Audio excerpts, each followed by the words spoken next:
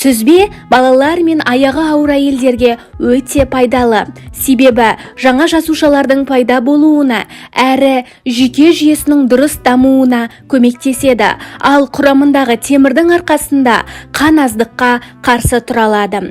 Артық салмаққа айығу үшін де сүзбенің пайдасы өте мол. Ол үшін сүзбенің тек майсыз түрін ғана таңдаңыз.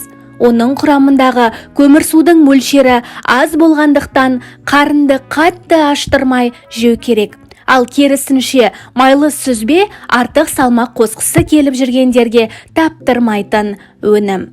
Сүзбеден компресс жасау арқылы да аурудан айығуға болады.